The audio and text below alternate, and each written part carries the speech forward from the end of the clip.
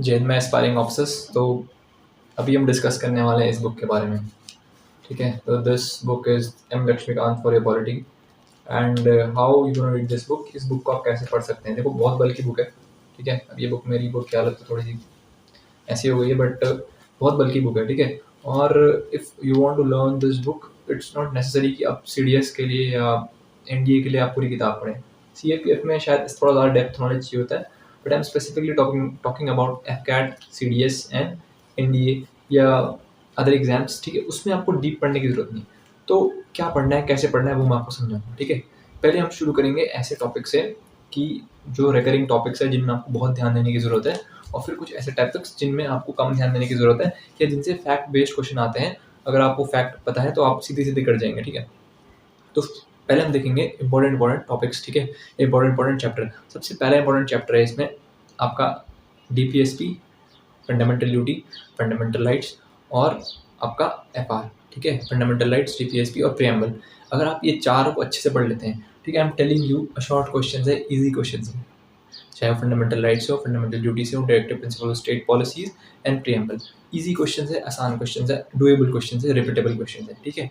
Then आप देखेंगे the second thing is your president को मिस बिल्कुल नहीं करना है। प्रेसिडेंट जो है बहुत इंपॉर्टेंट है, सेम वही कॉन्सेप्ट है, ईजी क्वेश्चन है, प्रिडिक्टेबल क्वेश्चन है, ठीक है। एंड देन आपको पार्लियामेंट को भी बिल्कुल मिस नहीं करना है, उसमें भी वही है, प्रिडिक्टेबल क्वेश्चन है, ईजी क्वेश्चन है, ठीक है। पर इन सब चैप्टर का आपको इन डेप्थ पता होना चाहिए कि इसमें स्टेटमेंट देता है और स्टेटमेंट कहीं भी घुमा सकता है। तो जब आप इन चैप्टर्स को पढ़ने बैठे हैं तो एक एक लाइन को, एक एक वर्ड को ध्यान से पढ़ना है आपने, ठीक है। कहीं पे कोई चीज़ आपको लगता है ये बार बार रिकरिंग है, उसको मार्क करिए, उसको लिखिए, वो आपको बहुत हेल्प करेगी, ठीक है।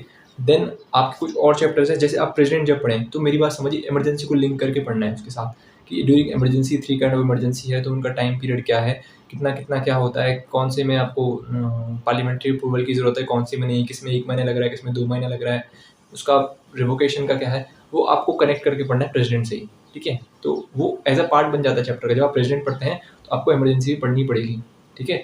तो ये कुछ बहुत बहुत इंपॉर्टेंट चैप्टर है। उसके अलावा देखो, पंचायती राज बहुत अच्छा चैप्टर है, इंपॉर्टेंट चैप्टर है। इसमें भी सेम वही है, वो बातों को थोड़ा घुमा देता है। इलेक्शन कमीशन वाला चैप्टर है, उसमें भी आपको थोड़ा ध्यान देना है, ठीक है। एक चैप्टर है आपका, इसके अलावा कुछ चैप्टर है जो देखो प्योर फैक्चुअल बेसिस पे आते हैं, जैसे inter state relation, factual base का चैप्टर है। कई बार वो पूछ लेता है कि इंटर स्टेट का हेड कौन है, कितने काउंसिल्स हैं, ठीक है, कौन सा काउंसिल, कौन से 4 काउंसिल पहले बने, फिर जो आपका जोनल काउंसिल है उनका हेड कौन होता है, ठीक है। जैसे नीति आयोग है, उसमें कंपोजिशन में क्वेश्चन पूछ लेता है। तो ये कैसे चैप्टर है, ये आपके फैक्चुअल बेस्ड चैप्टर है। इसमें स्टेटमेंट बेस्ड कम आते हैं, इसमें इसमें फैक्ट अगर आपको याद है तो फैक्ट घुमाने का कोई सीन नहीं है। जैसे अगर आपको पता है कि who is ex officio chairman of the NITI Aayog, तो इट इज़ वेरी क्लियर कौन है, ठीक है। अगर आपको पता है जोनल काउंसिल के हेड कौन है, he is the home minister, ठीक है। प्राइम मिनिस्टर नहीं होते, वो प्राइम मिनिस्टर होते हैं आपके, किसके चेयरमैन होते हैं, इस chairman of NITI Aayog, x officio chairman. इसके अलावा जैसे एक चैप्टर है आपका कमिटीज़ के ऊपर, तो उसमें 3-4 कमेटी है, जैसे पब्लिक अफेयर्स एक वाली कमेटी है, कोपू कमेटी ऑफ पब्लिक अंडरटेकिंग, फिर उसके बाद एक कमेटी है एस्टिमेट्स कमेटी, फिर एक कमेटी और है। तो ये जो कमेटियाँ हैं कब बनी, कब इनका गठन हुआ, कब ये, इनमें कितने कितने मेंबर हैं, तो ये फैक्चुअल डेटा है, इसको घुमाने वाली इतनी बात नहीं है, फैक्चुअल आपको याद रखना पड़ेगा। तो कुछ फैक्चुअल चैप्टर जैसे मैंने बोला, inter state relation, NITI Aayog है, अमेंडमेंट्स है, स्पेशली जैसे एनएचआरसी है या national commission for backward classes है, इनमें ये है कि आपको डेट्स पता होनी चाहिए और अमेंडमेंट पता होना चाहिए, कब क्या क्या हुआ, ठीक है। इससे ज़्यादा कुछ नहीं पूछता। इसमें से ये पता होना चाहिए स्टैट्यूटरी कौन सी, नॉन स्टैट्यूटरी कौन सी, वुमेन वाले कमीशन है वो, ठीक है, it's not a constitutional body. ये सब चीज़ें आपको पता होना चाहिए। उसके अलावा देखो, जैसे वाला आता है इंटर स्टेट रिलेशन में, एक एक क्वेश्चन बार बार रिपीटेड है कि पहले कौन सा आया, अनंतपुर साहब आया, फिर आपका एआरसी आया, फिर आपका एडमिनिस्ट्रेटिव रिफॉर्म कमीशन आया, फिर आपका वेंकटाचार्य रिपोर्ट आई है। ये सीक्वेंस आपने याद रखना है, पहले कौन आया, बाद में कौन आया, ठीक है। एडमिनिस्ट्रेटिव कमीशन एआरसी कब आई, ठीक है, उसके बाद आपका अनंतपुर साहब रेजोल्यूशन कब आया, वेस्ट बंगाल मेमोरेंडम कब आया। तो ये चीज़ें आपने याद रखनी है, ये सीक्वेंस पूछ लेता है कभी कभार। तो ये आपको कैसे पता चलेगा, ये फैक्चुअल है ना, इसमें आपको लाइन टू लाइन जाने की जरूरत नहीं है। आपने बस क्या करना है, उस चैप्टर के आगे उसको लिख देना है। नेक्स्ट पार्ट रहेगा, मैं आपको बताऊंगा इस बुक को पढ़ना कैसे। देखो, ये बुक काफ़ी बल्कि है, ठीक है। इस बुक को एक्चुअल में कैसे पढ़ना है, कैसे अपनी लर्निंग को आपको ईजी करना है, क्विकली फास्टली कैसे इस किताब को पढ़ना है, तो आगे जो हम डिस्कस करने वाले हैं वो इस मुद्दे पे हम डिस्कस करने वाले हैं, ठीक है। ठीक है, तो यार मैं तुमको दिखाने वाला हूँ कैसे मैं पॉलिटी को पढ़ाया और कैसे मतलब आप भी पढ़ सकते हो, ताकि आप लक्ष्मीकांत को एक तरीके से आप मतलब कर पाओ। इसमें मैं एग्जांपल लूँगा। देखो, जैसे मैंने लिखा है ऊपर आप देखेंगे तो मैंने लिखा है delimitation commission is a statutory body quasi judicial. Chairman जो होते हैं वो रिटायर्ड सुप्रीम कोर्ट के जज होते हैं, मेंबर सीईसी, और एसोसिएट मेंबर आपके बन जाते हैं एमपी और एमएलए। तो यार ये मैंने क्यों लिखा है, क्योंकि बिकॉज ये पीवाईक्यू में आया हुआ है, ठीक है। अभी देखो, अब मैं आपको बताता हूँ, जैसे रीएडजस्टमेंट आफ्टर सेंसस टॉपिक है, उसमें कहीं ये है, ठीक है। तो इसमें आपको इतने बड़ा पैराग्राफ पढ़ना पड़ेगा फैक्ट इकट्ठा करने के लिए। तो आप जब क्या करेंगे, जब आप पीवाईक्यू करेंगे तो ऐसे हेल्प करते हैं कि आप बिटवीन द लाइन्स पढ़ पाएंगे। देखो जैसे मैंने इसको मार्क किया हुआ 21 to 18 61st constitutional amendment act, तो ये चीज़ आई हुई है, ठीक है।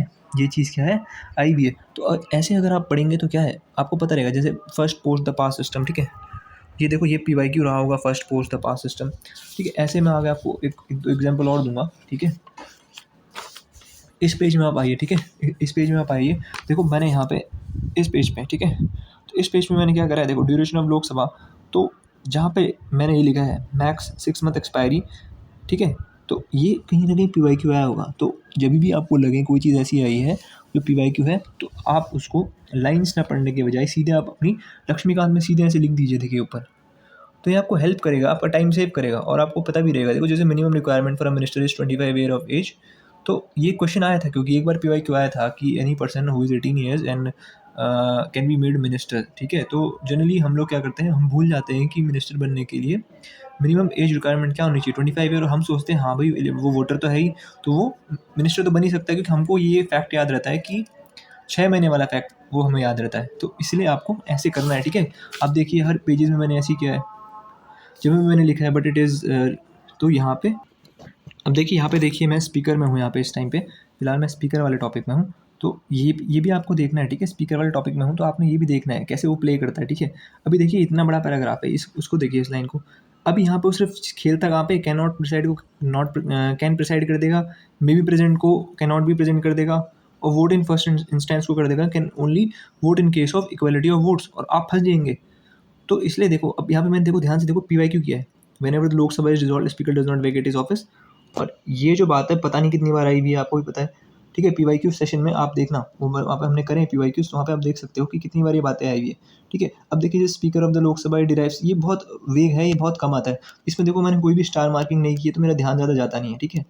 कास्टिंग वोट वाले में थोड़ा बहुत किया है उसमें, क्योंकि आता है वो कई बार कास्टिंग वोट, ठीक है। तो आपने ये चीज़ देखनी है, ठीक है। तो यही मैं कह रहा हूँ कि जब भी आप लक्ष्मीकांत पढ़ते हैं, तो जो इंपॉर्टेंट पोर्शंस है जो एज अ पीवाईक्यू आए हुए हैं, ठीक है, उनको देखिए। सबऑर्डिनेट टू स्पीकर, बहुत बार ये पीवाईक्यू आया होगा। यहाँ पे स्पेशल प्रिविलेज में मैंने ये स्टार मार्क किया हुआ है। तो जब आप स्टार मार्क करते हैं या ऐसे करते हैं, खासकर पीवाईक्यू लिख दीजिए वहाँ पे, तो आपको पता रहेगा कि किस पोर्शन को बार बार पढ़ना है, ठीक है। सारी बुक पढ़ने की, अब ये किताब यहाँ से यहाँ तक पढ़ने की अब कोई ज़रूरत नहीं है। इसमें से बस 2-4 बातें हैं जो रेपिटेडली पूछी जा रही है, बार बार पूछी जा रही है, उनको आपको कमांड में रखना है। तो this is how you will study your Laxmikanth, ठीक है। नाउ अब हम दूसरे पार्ट में डिस्कस करेंगे कि जैसे एम लक्ष्मीकांत है, तो उसमें कई चैप्टर्स, देखो जैसे मैं एक चैप्टर आपको दिखा रहा हूँ, ये चैप्टर है पॉलिटिकल पार्टीज़। तो पॉलिटिकल पार्टीज़ जो चैप्टर है, ये ऐसा बेसिकली चैप्टर नहीं है कि ये बार बार आए, ठीक है। रिकरिंग चैप्टर नहीं है, इससे लिमिटेड क्वेश्चन आते हैं, और आपको इसके लिए पूरा चैप्टर पढ़ने की ज़रूरत भी नहीं है। तो जैसे सपोज ये चैप्टर है, इसमें ज़्यादातर क्वेश्चन कैसे आते हैं कि मल्टी पार्टी सिस्टम, या जैसे अगर आपने बेसिक 11th-12th की पॉलिटी पढ़ी तो उससे तो आप उसको हैंडल कर लोगे। बट जैसे आते हैं, जैसे ये इफेक्ट आते हैं कई बार कि कितने टाइप्स की पार्टी है, जैसे अनरिकग्नाइज्ड पार्टी, रजिस्टर्ड पार्टीज़, ठीक है, कौन कौन सी क्लासेस ऑफ पार्टी है। तो और उसके अलावा जैसे किसी पार्टी को अगर नेशनल पार्टी बनना है तो उसके लिए क्या मैंडेट चाहिए, जैसे उसको लोकसभा में आने के लिए क्या मैंडेट चाहिए, ठीक है। उसके अलावा जैसे वीवीपैट कहाँ पे सबसे पहले यूज़ हुआ, नोटा कब पहली बार आया, तो ये फैक्ट है। तो आपको पता है ये रिपीटेड फैक्ट्स है, तो इसके लिए मैं नहीं समझता आपको पूरे चैप्टर में टाइम वेस्ट करने की ज़रूरत है, ठीक है। जैसे 52nd अमेंडमेंट एक्ट है, ठीक है, 91st अमेंडमेंट एक्ट है, जिसमें आपका इन केस ऑफ स्प्लिट आया था, मर्जर के बारे में बताया गया था। मर्जर की कंडीशन क्या है, 3/4 लोग अगर जाते हैं तो ही मर्जर होता है, ठीक है। तो ये जो बेसिक चीज़ है, ठीक है, कियोलो हिल्टन केस, ठीक है, डिस्क्वालिफिकेशन से रिलेटेड या एंटी डिफ्लेशन लॉ, ये मतलब गिनी चुनी बातें जो आती है। तो इस आप क्या कर सकते हैं कि जैसे आपकी लक्ष्मीकांत है, तो उसके साइड कॉर्नर में आप एक पेज बनाइए, जिसमें कि आप जो भी आपका बार बार रेपिटेड पूछे जाने वाला डाटा उसको नोट डाउन कीजिए उस चैप्टर को पढ़ के। तो आपका टाइम बचेगा। इससे आप क्या करेंगे, सीधे आप यहाँ पे आएंगे और उसके बाद आपका जो फैक्ट्स बार बार पूछे जा रहे हैं उनको पढ़ेंगे, और you will move to next chapter. इसके अलावा और बहुत सारे रिकरिंग चैप्टर जो मैं आपको दिखाऊंगा आगे, ठीक है। एक और चैप्टर मैं आपको डेमो के लिए दिखा रहा हूँ। अब देखो जैसे ये वाला चैप्टर है, मैं बोलूँगा आपको this is about the subordinate courts, अपना जुडिशरी का सिस्टम है। एंड इसमें देखो इसमें भी रेपिटेड बातें पूछता है कि जैसे एक किसी पर्सन को अगर डिस्ट्रिक्ट जज बनना है तो उसका सर्विस रिक्वायरमेंट क्या होना चाहिए, उसको एडवोकेट कितने साल के लिए होना चाहिए, रिकमेंडेड बाय हाई कोर्ट होना चाहिए, और उसका रिमूवल कौन करेगा, उसका अपॉइंटमेंट कौन करेगा, एनएलएसए के बारे में पूछ लेता है, कभी कभी लोक अदालत के बारे में।